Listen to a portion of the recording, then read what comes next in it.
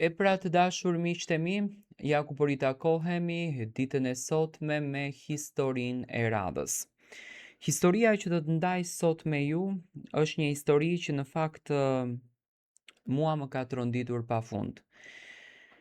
Zonja në fjalë është nga Maqedonia dhe rëfen të merin që i ka bërë kunata e saj në bashkëpunim me vjerën, që i kanë dhënë barna, antibiotike, gjëra të këtilla kur ajo ka qenë e smur me gripe kështu gjërash, që ajo në fakt të heqën fëmijën e saj nga barku, do me thënë të shkatron shtatzanin, sepse kunata më e madhe, më herët e martuar në atë shtëpi, nuk ka patur fëmijë. Ajo më ka kërkuar anonim, ne kemi biseduar gjatë, unë i thash që do ta publikoj si histori për ta dëgjuar publiku dhe për ta kuptuar se çfarë po ndodh në fakt në shoqërinë tonë, dhe ra dakord, por tha që ta bësh të kuptueshme, të mos duket shumë. Ka dhimbje që nuk bërtasin, thot, por rrin brenda njeriut si një gur i rënd, që sa herë merr frym, ta shtrëngon krejtësisht krahërorin. Jeta ime është ndërtuar mbi të tilla dhimbje, jo nga një fat i keq i rastësishëm, por nga duar njerëzish që i kisha pranë, që i besoja dhe që në fakt i quaja familje. U rita me ëndra të thjeshta, nuk kërkoja luks, por nuk kërkoja as pasuri.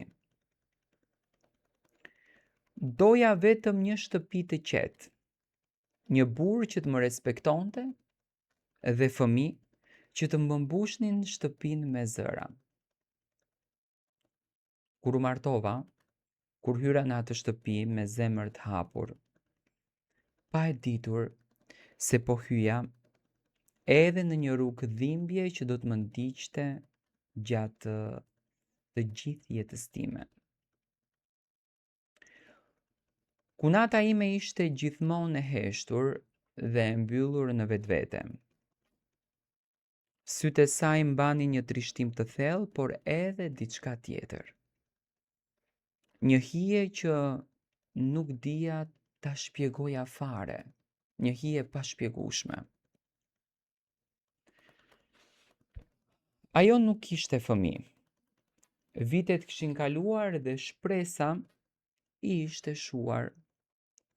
Çdo muaj i ri për të ishte një kujtesë e asaj që nuk e kishte dhe ndoshta nuk do ta kishte kurrë.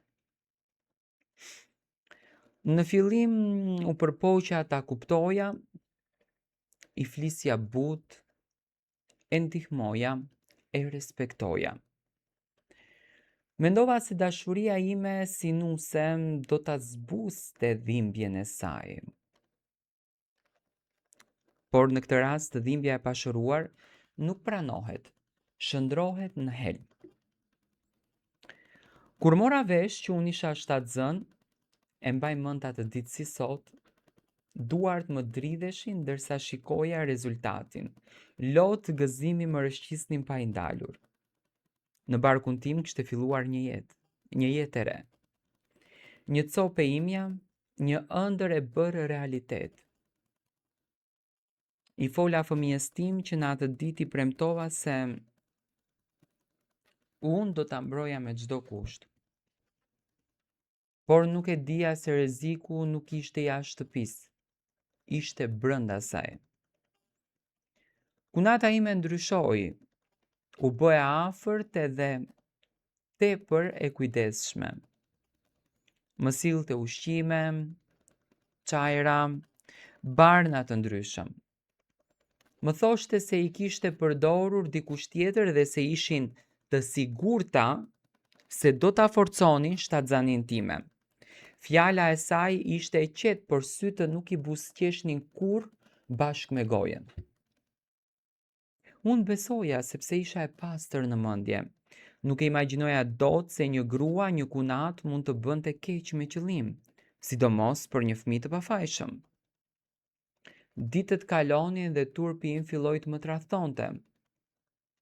Dhimbje barku, lodhje pa zakont, maramendje, net pa gjumë, një ndjenjë frike që më zinte pa arsye. Kur i flisja asaj ajo më qetësonte.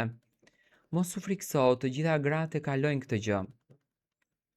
Por unë ndjeja se diçka nuk ishte në rregull.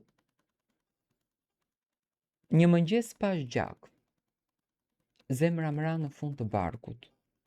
Duart më ftohën, thira për ndihmë, u dërgova me urgjencë në spital. Aty koha u ndal krejtësisht. Zhurma e korridorit, dritat e forta, fytyrat serioze të mjekëve dhe pastaj fjalët që më vranë më shumë se çdo thik. Nuk mundën që mua të më shpëtonin.